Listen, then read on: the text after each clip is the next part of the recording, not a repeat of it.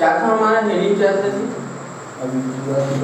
अभिक्रिया की दर को प्रभावित करने वाले कारक या अभिक्रिया की वेग को प्रभावित करने वाले कारक, है ना। इसमें फर्स्ट पॉइंट हम लोग क्या लिखे थे? आयनों का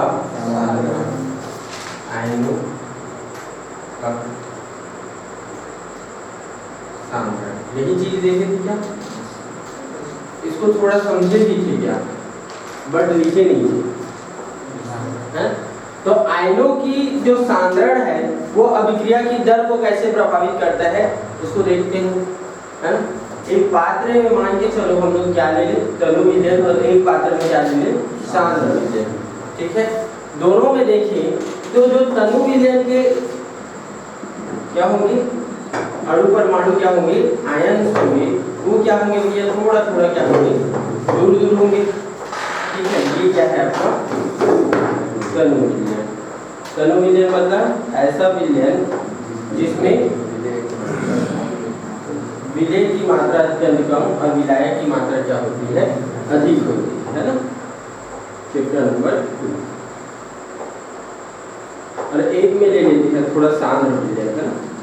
सांद्र विलयन में क्या होंगी, इसके अणु परमाणु आयन क्या होंगे बेटा, पास पास होंगे, ज्यादा ज्यादा पास पास होंगे।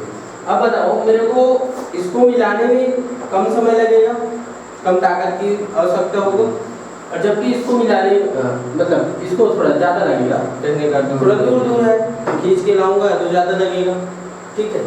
और इसको लाने में मेरे को क्या लगेगा, कम लगेगा। कहने का अर्थ ये है कि ये जो तनु विलयन है इसके अकॉर्डिंग इसमें आपका जो अभिक्रिया का वेग है वो एकदम फास्ट होगा।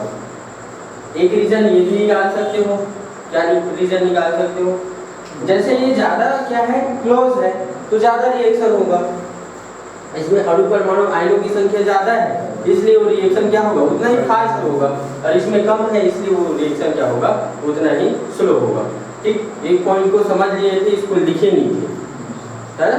सेकेंड पॉइंट क्या दिए थे हम लोग, ताप वगैरह के बारे में समझे थे, है ना। सेकेंड पॉइंट क्या समझे थे हम लोग, ताप। दूसरा नंबर क्या था आपका, ताप यानी कि टेम्परेचर। तो ये कैसे प्रभावित करता है, ताप। मान के चलो इसी हम विलयन को, सांद्र विलयन को क्या कर दें बेटा, गर्म कर दें, गर्म कर दें। अब गर्म करेंगे तो इसके अणु परमाणु आयनों में जो टक्करों की संख्या है वो क्या हो जाएगी, बढ़ जाएगी, और टक्करों की संख्या बढ़ेगा तो रिएक्शन क्या होगा, जल्दी होगा, है ना।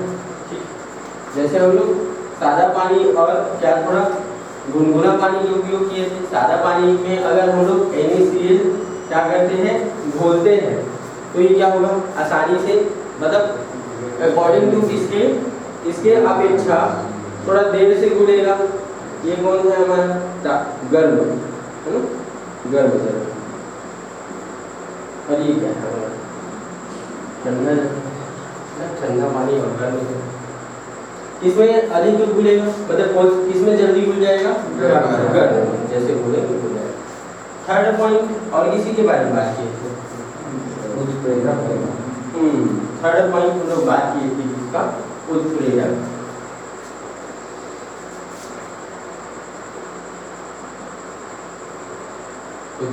इसको अच्छा डिटेल से हम लोग देखेंगे अंदर में, लेकिन इसका अर्थ समझ लेते क्या होता है उत्प्रेरक। चलो तो जी आप लोग बताओ इसको। रासायनिक पदार्थ जो रासायनिक क्रिया में भाग ले लेते हैं, परंतु भाग नहीं लेते, परंतु उसमें परिवर्तन तेजी कर देते।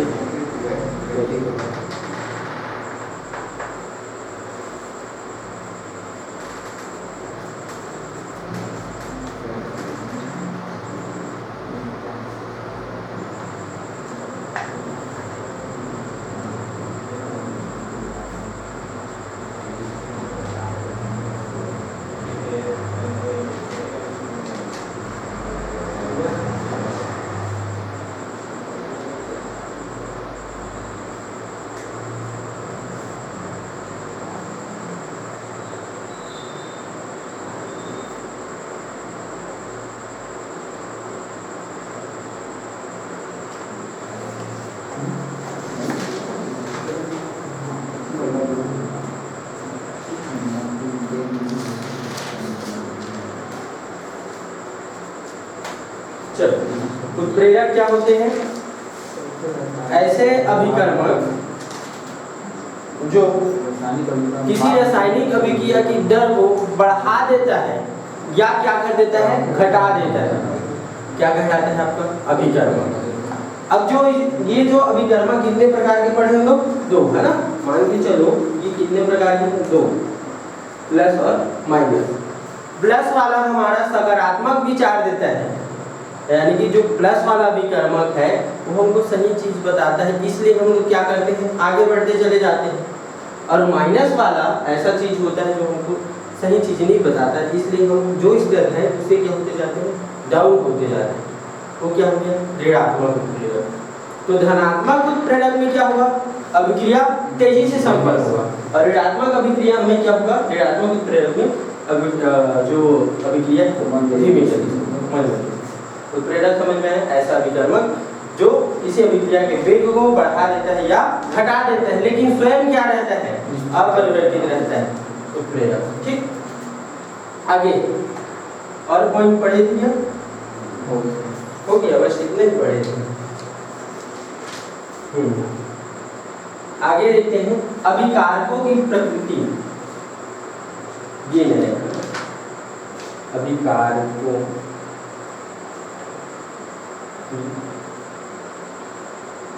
प्रकृति।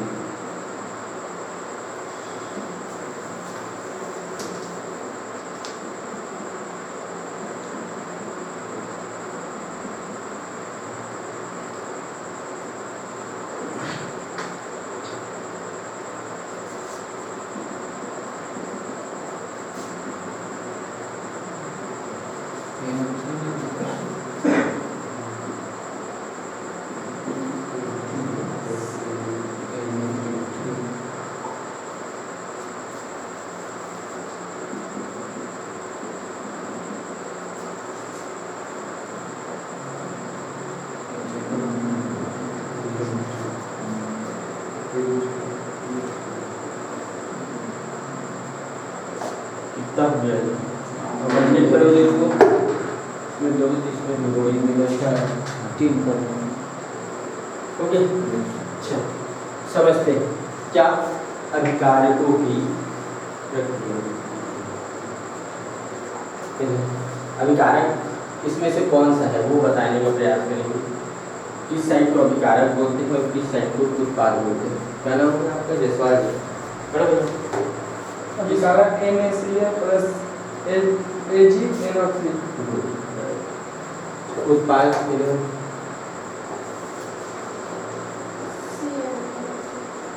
उत्पाद उत्पाद ये होगा ना, जब ये अभिकारक है तो क्या होगा आपका? उत्पाद।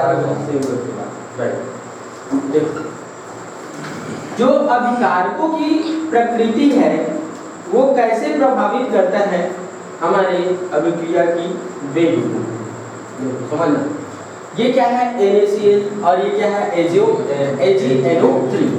ये सिंपल सा अपने आयनों के बीच क्या कराता है? ये रिएक्शन कराता है ना। इसको तोड़ेंगे तो क्या बन जाएगा? Na प्लस और Cl माइनस। ये क्या हो जाएगा?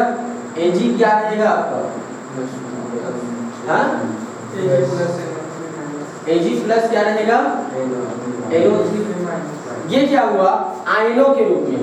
और याद रखना, जब भी आयनों के रूप में आयनिक अभिक्रिया होती है ना, जब भी आयनिक अभिक्रिया होती है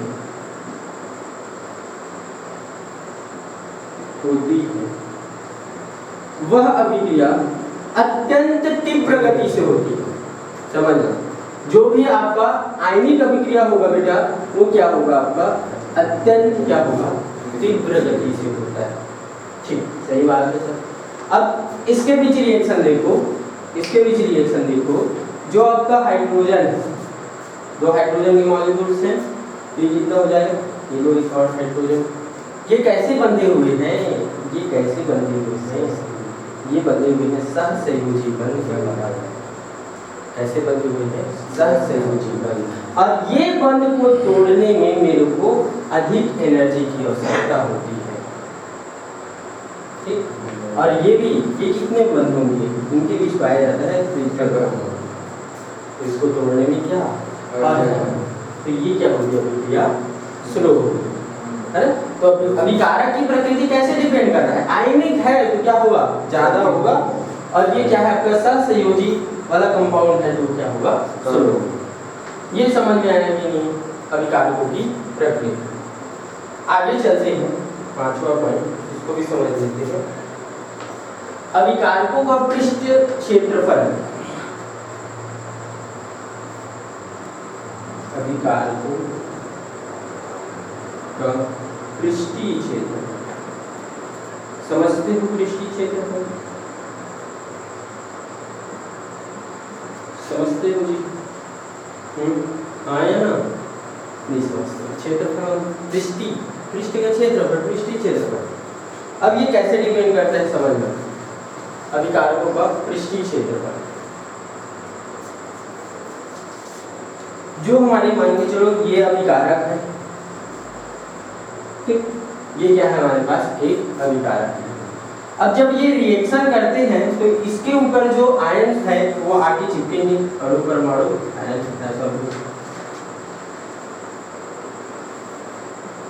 ऐसा कुछ चिपकता ही नहीं, ऐसा कुछ चिपकता है। ये हो गया इसका पृष्ठीय क्षेत्रफल। अब ये कैसे डिपेंड करता है समझ लो, ये तो उसका बड़ा वाला पृष्ठ हो गया। अब इसको अगर मैं छोटे छोटे टुकड़ों में क्या कर दूं, तोड़ दूं, छोटे छोटे टुकड़ों में क्या कर दूं, तोड़ दूं, यानी कि इसको ऐसे बना दूं, ऐसे बना दूं, ऐसे बना दूं, ऐसे बना दूं, ऐसे बना दूं, ऐसे बना दूं, इसी का भाग है ना।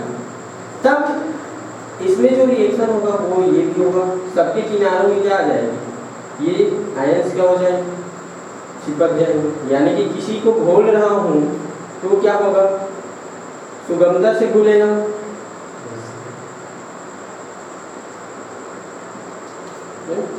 समझ। जो इसमें रिएक्शन होगा, जो ये बड़ा क्षेत्रफल है उसमें उतना सुगमता से रिएक्शन नहीं होगा। जितना मैं इसको बारी बारी से काट दूं, जैसे समझना, अगर पृष्ठीय क्षेत्रफल कहने का ये हमारे पास कोई क्षेत्रफल है, किसी से रिएक्शन कराया तो इसके अणु ऐसे साइड साइड में आके चिपके, सही बात। अब इसको मेरे को तीव्र अभिक्रिया कराना है तो क्या करूँगा, इसको ऐसे काट दूंगा तो इसके अंदर भी क्या चले जाएंगे, अणु चले जाएंगे, और काट दूं तो और क्या हो जाएंगे, अणु अंदर तक चले जाएंगे, है ना, जिससे रिएक्शन क्या होगा, फास्ट होगा। ठीक है, जैसे बुक का एग्जांपल ले लो, बुक में क्या है, ये इसका पृष्ठीय क्षेत्रफल, अगर मैं इसको भिगाना चाहूँ तो इसको भिगाऊंगा तो थोड़ा लेट लगेगा, लेकिन अगर मैं सभी उसको इसके पेजेस को फैला दूं और उस पर एक ही बार में क्या डाल दूं, पानी डाल दूं तो पूरा भीग जाएगा। कहने का अर्थ ये है कि हमारा जो पृष्ठीय क्षेत्रफल है अगर वो अधिक है ना, अधिक है तो वो स्लो होगा, और इसको अगर छोटे छोटे टुकड़ों में क्या कर दिया जाए, तोड़ दिया जाए तो ये रिएक्शन क्या हो जाएंगी, तीव्र हो जाएंगी। इस तरह से प्रभावित करते हैं इसका क्या, पृष्ठीय क्षेत्रफल। हो गया, समझ। आगे आता है विकिरण की प्रकृति। इस चैप्टर में मोस्ट इम्पोर्टेंट है आपका क्या, जो अभिक्रिया की वेग को प्रभावित करने वाले कारक। ये समझ में आता है तो ये चैप्टर आपको बहुत इजी तरीके से समझ में है, और चैप्टर बहुत छोटा सा और बहुत अच्छा नंबर लेके जाता है। मुश्किल से 4-5 इस हफ्ते खत्म हो जाएगा चैप्टर समझ में, और अच्छे से आप लोगों को क्या लेकर जाएगा, नंबर देकर जाता है। ठीक, आगे पॉइंट है आपका विकिरण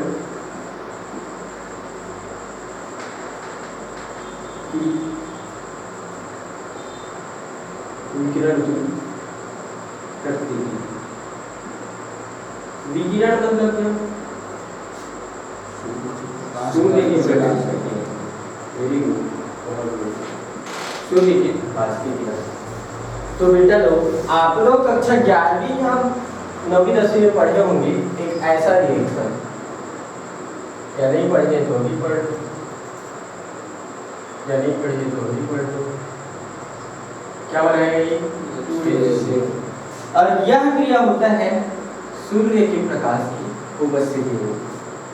ठीक, जब हाइड्रोजन और क्लोरीन के अणुओं का क्या कराते हैं, आपस में रिएक्शन कराते हैं तब ये किसमें बदल जाता है, हाइड्रोक्लोरिक अम्ल में। तो सर इसका विकिरण की प्रकृति से क्या प्रभाव है समझना। जैसे ये हमारा सूर्य जी है, सूर्य जी से क्या निकलते हैं, किरण, किरण निकलते हैं।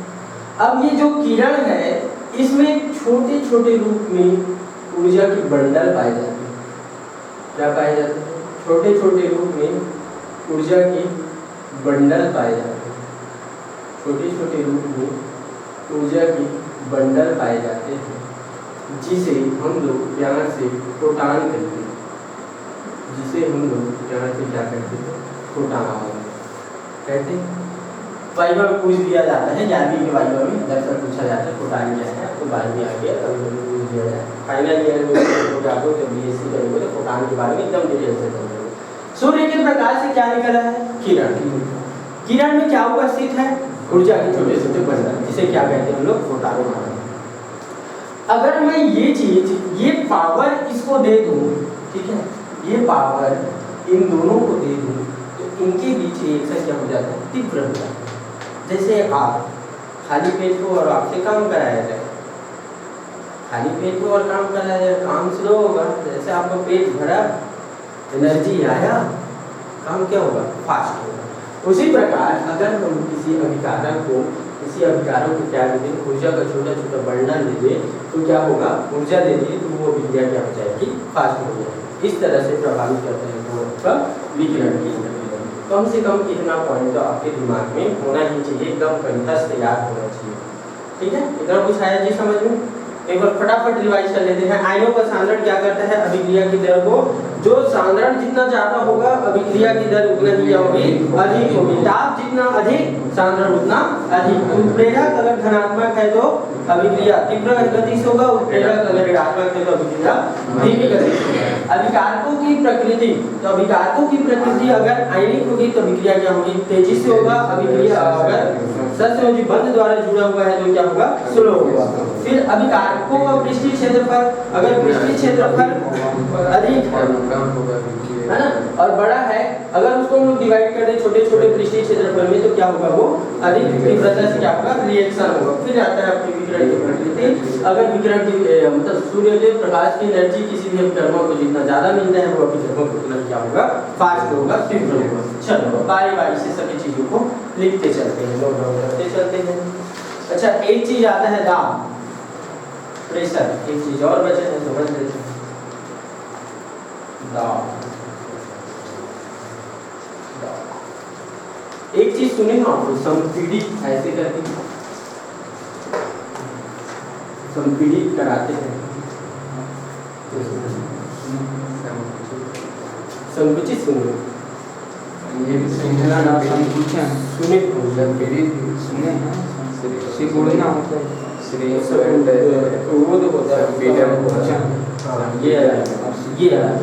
ये कैसे है समझेंगे। जैसे हमारा तो मेन मकसद क्या है, रिएक्शन को समझना, रिएक्शन कैसे स्लो होगा, कैसे फास्ट होगा। मान के चलो एक हम लोग टैंक ले लेते हैं, गैस वाला टैंक है ना। अब गैस वाले टैंक में हम लोग शुरुआत में कम क्या रखते हैं, गैस रखते हैं, उसके बाद उस पर इतना पंप लगाते हैं, इतना पंप लगाते हैं कि पूरा भर जाता है। तो समझो जो गैस के अणु होंगे उनके बीच टक्करों की संख्या बढ़ेगी, और टक्करों की संख्या बढ़ेगी तो रिएक्शन क्या होगा, फास्ट होगा। और ये केवल और केवल डिपेंड करता है गैस के लिए, है ना। गैसी रिएक्शन के लिए दाब क्या होगा आपका, डिपेंड करेगा, है ना। जैसे यही तो बात है, अगर हम लोग इसको बंद कर दें और आप लोगों का वेट शून्य कर दिया जाए, मतलब कुछ कर दिया जाए, तो आप लोग भी उड़ने लगोगे, और उड़ने लगोगे और ज़्यादा प्रेशर लगाते जाएंगे, टक्कर क्या होते जाएगा, बढ़ते जाएगा, और अभिक्रिया क्या होगी, उतना ही फास्ट होगी। चलो लिखो आयनों का सांद्रण, फर्स्ट पॉइंट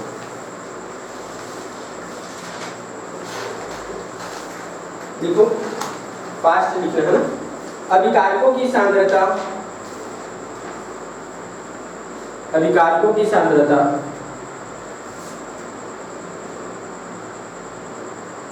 अभिक्रिया की दर को प्रभावित करती है। अभिकारकों की सांद्रता अभिक्रिया की दर को प्रभावित करती है।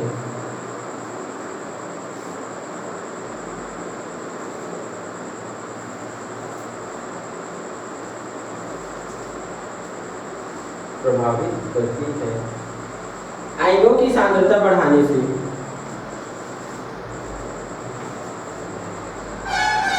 आयनों का अभिकारकों क्योंकि आयनों की कमी मतलब अभिकारकों का अभिकारकों की सांद्रता बढ़ाने से अभिकारकों की सांद्रता बढ़ाने से अभिकारकों की सांद्रता बढ़ाने से निश्चित आयतनों के ऐसा लिखा निश्चित आयनों के निश्चित आयनों के निश्चित आयनों के कणों की संख्या में निश्चित आयनों के कणों की संख्या में वृद्धि हो जाती है। कणों की संख्या में वृद्धि हो जाती है। कणों की संख्या में वृद्धि हो जाती है जिससे अणुओं की जिससे अणुओं की जिससे अणुओं की प्रभावी टक्करों की दर जिससे अणुओं की प्रभावी टक्करों की दर बढ़ जाती है। प्रभावी टक्करों की दर बढ़ जाती है जिससे अभिक्रिया की दर जिससे अभिक्रिया का वेग जिससे अभिक्रिया का वेग जिससे अभिक्रिया का वेग उच्च हो जाता है। उच्च हो जाता है।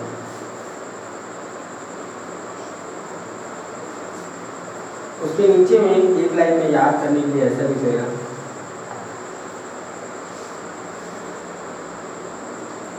अभिक्रिया की दर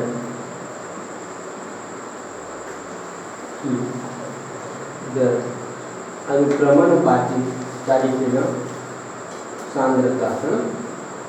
जितना ज़्यादा सांद्रता होगा उतना ही जल्दी क्या होगी अभिक्रिया उतना ही क्या होगा फास्ट होगा। अभिक्रिया क्या होगा उतना ही फास्ट होगा। अभिक्रिया उतना ही क्या होगा फास्ट होगा। अब इसको रखने की घर में जाके कोई जरूरत नहीं है। अपने मन से लिख देना। लास्ट में ये लिख देना। ये चीज़ समझ जाएगी एग्जाम में। अभिक्रिया की दर अनुक्रमणुपाती क्या सांद्रता यानी सांद्रता अधिक अभिक्रिया की दर क्या अधिक। सिंगल पॉइंट लिखेंगे टेम्परेचर।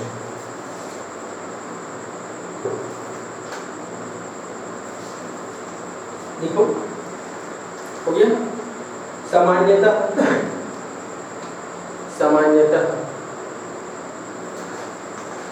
अभिक्रिया की दर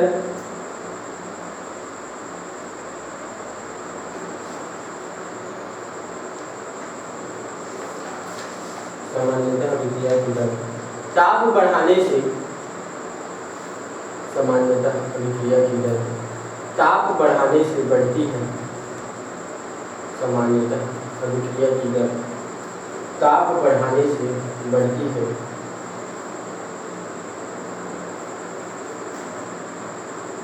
क्योंकि उनके अवयवी अणु परमाणुओं में क्योंकि उनके अवयवी अणु परमाणु में क्योंकि उनके अवयवी अणु परमाणु में टक्करों की संख्या बढ़ जाती है। अणु परमाणु में टक्करों की संख्या बढ़ जाती है। टक्करों की संख्या बढ़ जाती है। टक्करों की संख्या बढ़ जाती है। हो गया। अभिक्रिया की ताप अभिक्रिया की ताप अभिक्रिया की ताप 10 डिग्री सेल्सियस। अभिक्रिया की ताप 10 डिग्री सेल्सियस। अभिक्रिया की ताप 10 डिग्री सेल्सियस बढ़ाने से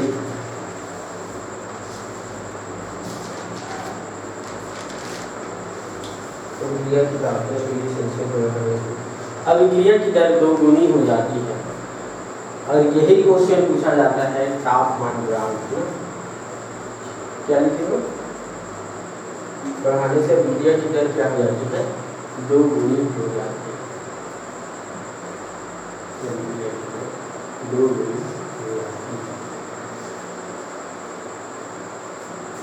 यही एक क्वेश्चन पूछा जाता है, यही एक क्वेश्चन पूछा जाता है। क्या क्वेश्चन है आपका? क्या क्वेश्चन है आपका?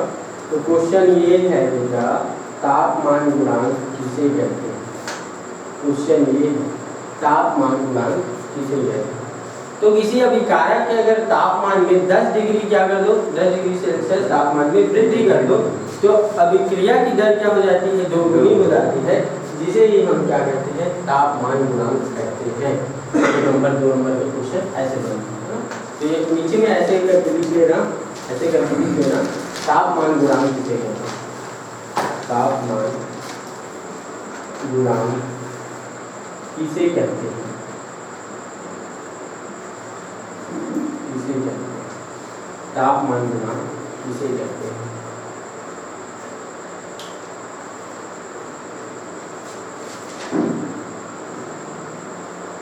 उसके बाद क्या आ गया आपका? उत्प्रेरक। हेडिंग लगाएंगे 3rd पॉइंट, उत्प्रेरक। हेडिंग लगाएंगे 3rd पॉइंट, उत्प्रेरक। उत्प्रेरक को क्या कहेंगे इंग्लिश में? एंजाइम नहीं हो। हाँ, एक तरह से एंजाइम भी कह सकते हैं। और क्या कुछ क्या ना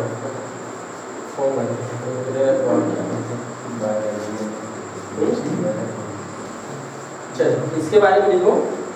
उत्प्रेरक रासायनिक अभिक्रिया की दर को बढ़ा या घटा देती है। देखो, उत्प्रेरक रासायनिक अभिक्रिया की दर को बढ़ा या घटा देती है। उत्प्रेरक रासायनिक अभिक्रिया की दर को बढ़ा या घटा देती है।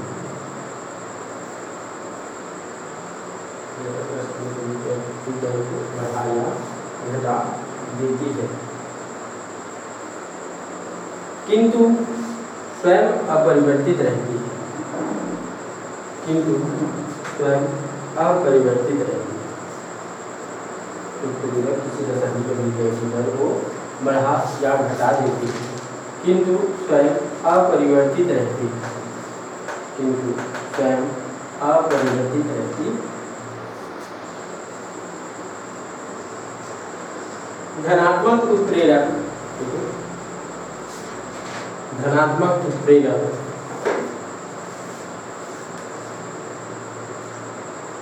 धनात्मक उत्प्रेरक रासायनिक अभिक्रिया की दर को बढ़ाती है।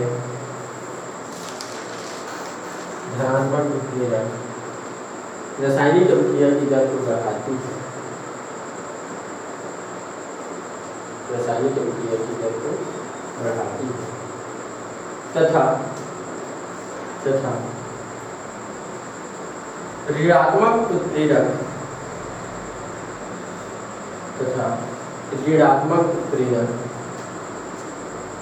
रासायनिक अभिक्रिया की दर को ऋणात्मक उत्प्रेरक रासायनिक अभिक्रिया की दर को घटाती है। ओके,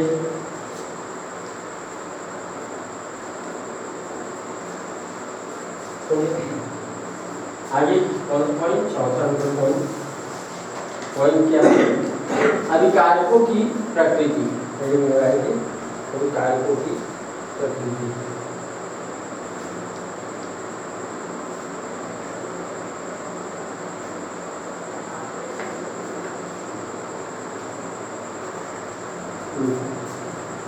यदि अभिकारक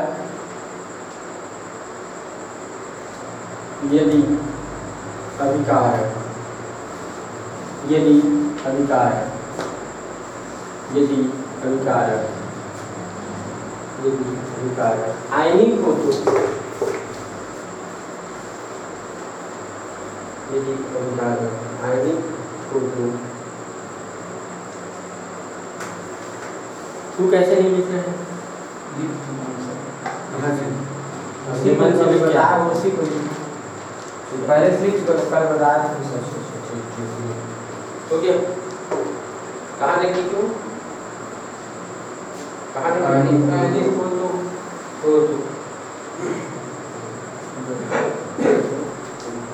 अभिक्रिया तेजी से, अभिक्रिया तेज गति से ना, अभिक्रिया तेज गति से संपन्न होती है। अभिक्रिया तेज गति से संपन्न होती है।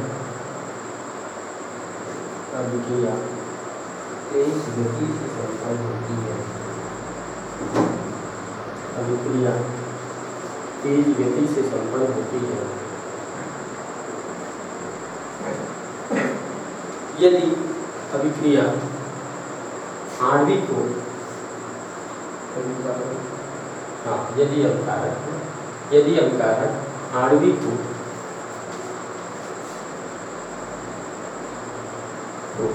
तो अभिक्रिया मंद गति से संपन्न, तो अभिक्रिया मंद गति से संपन्न होती है। तो अभिक्रिया मंद गति से संपन्न होती है। तो अभिक्रिया मंद गति से संपन्न होती है। हो गया जी? कितना पॉइंट कवर कर दी हम लोग? 4। अगला पॉइंट है हमारा 5वां नंबर का, क्या? अभिकारकों का पृष्ठीय क्षेत्रफल। अभिकारकों का पृष्ठीय क्षेत्रफल। अभी क्लास में खुलेगा।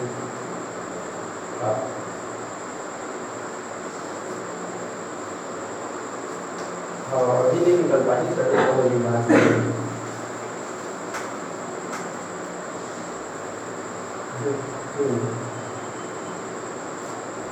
ठीक है।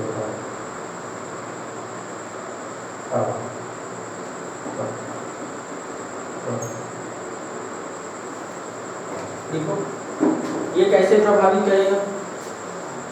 अगर ये बड़ा है तो अभिक्रिया ज़्यादा टाइम में संपन्न होगा, छोटा है तो जल्दी संपन्न। देखो कोई भी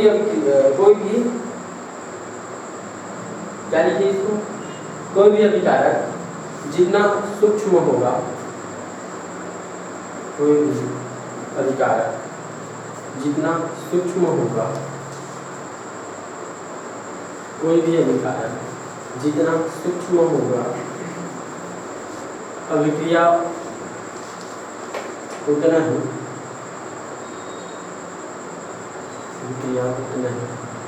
तीव्र होगा, है ना? ऐसे ही लिख सकते हैं।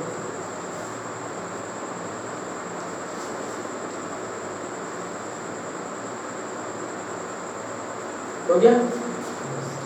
आगे समझ में? छठा पॉइंट लगाओ, विकिरण की प्रकृति। छठा पॉइंट लगाओ, विकिरण की प्रकृति। छठा पॉइंट लगाओ, विकिरण की प्रकृति। अच्छा, संस्कारी स्कूल में कोई पोटेंशियल फिजिक्स पढ़ाते हैं? नहीं पता, सेम आंसर है वो। केमिस्ट्री पढ़ते हैं, नहीं पढ़ाते। फिजिक्स समझ आया सर, फ्लावर भी पढ़ाए नहीं आज तक हम लोग ज्ञान बंजारे सभी पढ़ाए। हाँ तो सब तो दूसरा पढ़ाएंगे ना, सुनने में आया तो पोटेंशियल पढ़ाते हैं वहाँ। कहाँ?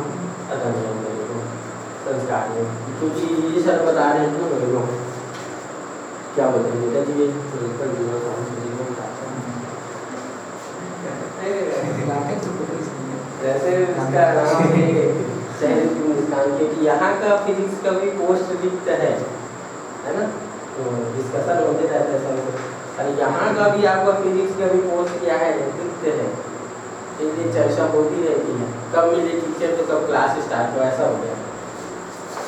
एक उमा शंकर को जानते हो क्या? उमा शंकर क्या गौरव सुने, वो भी फिजिक्स पढ़ाता है, लेकिन कहाँ पढ़ाता है ये पता नहीं, ढूंढ रहे हैं ऐसे लोगों को। हाँ, तो आप लोग भी आगे चल के मैथ्स वगैरह ले लें, आप लोगों को भी ढूंढेंगे लोग, है ना। मैथ्स मतलब मैथ्स में हो जाता है ना, नई शिक्षा नीति के अनुसार चेंज कर सकते हैं। तो आप लोगों को भी ढूंढेंगे स्कूलों में पढ़ाने के लिए कि बच्चों को चलो ज्ञान बातें वैसे ही रहती है। देखो विकिरण की प्रकृति, देखो विकिरण की प्रभाव से, विकिरण की प्रभाव से, विकिरण की प्रभाव से अभिक्रिया की वेग में वृद्धि होती है। विकिरण के प्रभाव से अभिक्रिया की वेग में वृद्धि होती है। विकिरण के प्रभाव से अभिक्रिया की वेग में वृद्धि होती है, वृद्धि होती है, क्योंकि विकिरण में उपस्थित वृद्धि होती है, क्योंकि विकिरण में उपस्थित, क्योंकि विकिरण में उपस्थित, ये जो ये आवाज़ आता है वो किसका रहता है? जो ये अभी आ रहा था ना सनसनाहट की आवाज़, नहीं अभी च्यू च्यू च्यू ऐसा कुछ आवाज़ आता है, क्या यहाँ से आता है ना ऐसा? नहीं गौर से नहीं भाई, अरे यहाँ से झिंगुर झिंगुर जैसा क्या आवाज़ आता है ना, ऐसा टाइप आवाज़, उसका नहीं है, उसका नहीं, कुछ आवाज़ आता है जी यहाँ से, अभी बंद हुआ हो गया। कहाँ तक की हो? विकिरण में उपस्थित फोटान अपनी समस्त ऊर्जा, विकिरण में उपस्थित फोटान अपनी समस्त ऊर्जा, फोटान समस्त ऊर्जा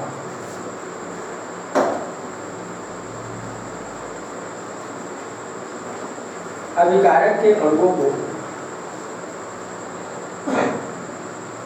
अभिकारक के अणुओं को, अभिकारक के अणुओं को उत्तेजित करने के लिए,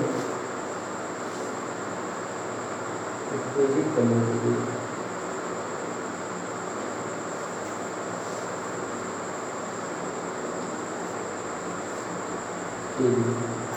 दे देता है, दे देता है।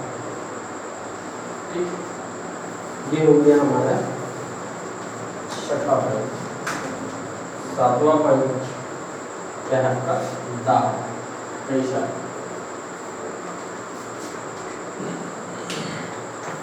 एक कारण ये थे, जैसे कुकर में दाल बनाते हैं तो जल्दी बन जाता है, और ऐसे तीन में चूल्हे को बनाते हो तो टाइम लगता है। ऐसा क्यों? तो वो है आपका दाब बढ़ेगा, दाब बढ़ेगा तो वो लोग क्या होंगे? टकराएंगे जल्दी, है ना। तो पानी में क्या होंगे? घुलेंगे, है ना, नमक डाले रहते, सब डाले रहते, घुले वो जल्दी बन जाता है। और याद रखना, इसमें जब चीन वाला बनाते हैं ना तो नमक लास्ट में डाला जाता है, इसमें भी डाला जाता है शायद, कुकर में लास्ट में डाला जाता है क्या? सब डाल दो, बच जाता है। इसके कारण तो प्रेशर के कारण। देखो, यदि अभिकारक, यदि अभिकारक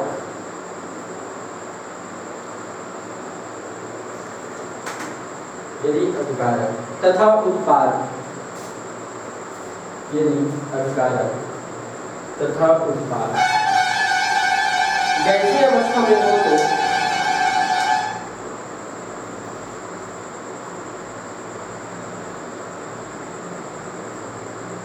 गैसीय अवस्था में हो तो अभिक्रिया की गति पर, अभिक्रिया की गति पर, अभिक्रिया की गति पर दाब का प्रभाव, अभिक्रिया की गति पर दाब का प्रभाव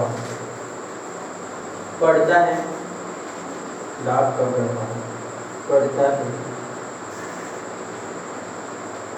जैसे दाब बढ़ाते हैं जैसे दाम बढ़ाते हैं, जैसे दाम बढ़ाते हैं अभिक्रिया की गति भी बढ़ जाती है, अभिक्रिया की गति भी बढ़ जाती है, अभिक्रिया की गति भी बढ़ जाती है।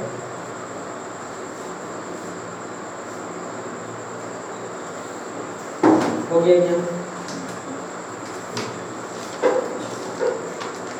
हो गया।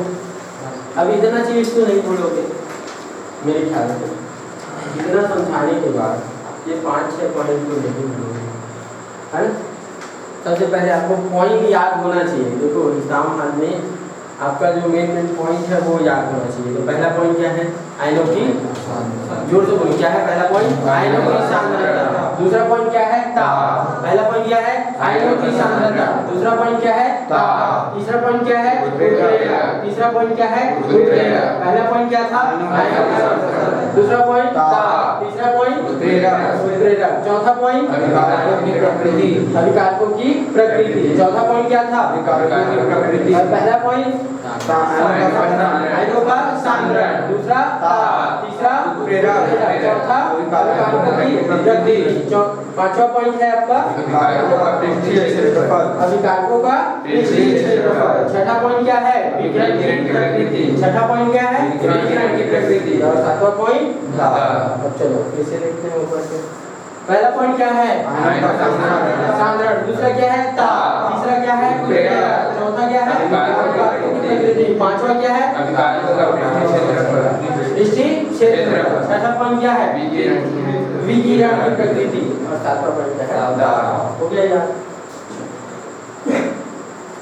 इतना चीज तो नहीं बोलोगे ना, तो डील कर लोगे जब ये पॉइंट याद रहते हैं, है ना। पॉइंट याद नहीं रहते हैं तब थोड़ा सा दिक्कत हो जाता है। अब हम लोग पढ़ेंगे औसत वेग। हेडिंग लगाओ औसत वेग, एवरेज रेट। औसत वेग,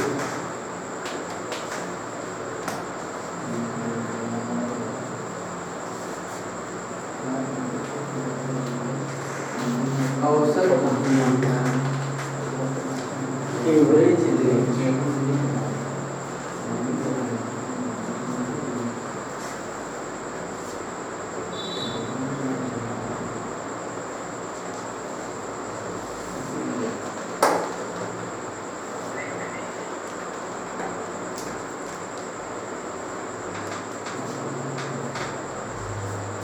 छठवीं सातवीं पांचवी में पढ़ के आए हैं औसत गणित है। औसत मतलब क्या होता है? आंकड़ों के योग बटे आंकड़ों की संख्या, ये होते हैं। यहाँ औसत वेग क्या है? औसत है किसी का नहीं पता क्या? ये क्या होता है? इकाई समय में हुआ परिवर्तन, ठीक है। किसमें परिवर्तन? जो भी क्रिया होता है ना, अभिकारक और उत्पाद के सांद्रण में इकाई समय में हुए परिवर्तन को क्या बोलेंगे हम लोग? औसत। क्या बोलेंगे? औसत। यानी कि जो औसत वेग है, अगर इसको हम लोग आर से डिनोट करें, या चलो एक प्रोडक्ट है जो ए प्लस क्या है? बी, या ए से क्या बना रहा है आपका? बी। ठीक। औसत मतलब इकाई समय में हुआ परिवर्तन। समझ लो केमिस्ट्री की भाषा में, गणित की भाषा में निकालोगे तो निकालते ही है जाओगे। इसको डिनोट करेगा आर से, तो मैं क्या लिख सकता हूँ? बोलो डेल्टा आर अपॉन क्या? Delta T. इकाई समय में हुआ परिवर्तन। लेकिन ये गलत, क्यों गलत? कोई माइनस नहीं गलत है, इसमें क्या लगाए? प्लस लगाएंगे। Delta T upon delta T plus, बस इतना याद रखो औसत वेग। ठीक। इसके बाद आता है ताक्षणिक वेग। क्या आता है आपका? ताक्षणिक। कैसे दिखाएगा? आधा फिफ्थ आएगा।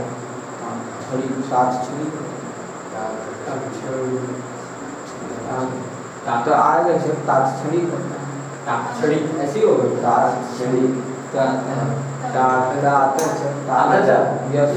है ना। ये हो गया क्या आपका ताक्षणिक वेग। ताक्षणिक वेग मतलब क्या समझते हो? ताक्षणिक ताक्षणिक मतलब कुछ ही समय सेकेंडों में मतलब पूर्ण होने वाला है।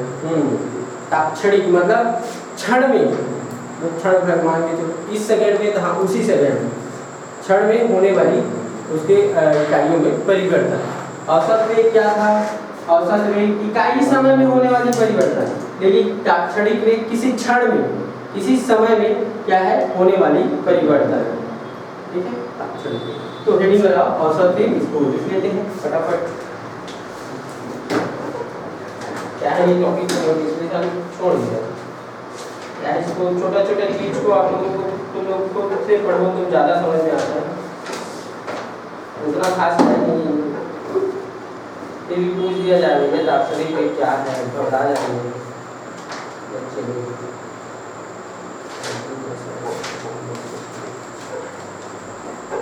देखो तो औसत वेग में, हाँ लेकिन इसका कुछ मॉडिफाइड परिभाषा है, उसको लिख लो। एक तो ऐसी परिभाषा लिख लो, इकाई समय में हुए परिवर्तन, ऐसे लिख लो। इकाई समय में अभिकारक में हुए परिवर्तन, ऐसे लिख लो। इकाई समय में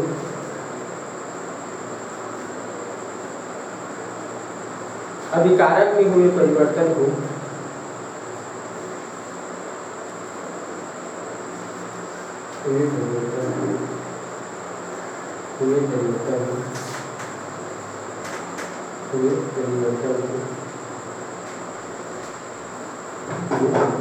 परिवर्तन को हो गया औसत वेग कहते हैं।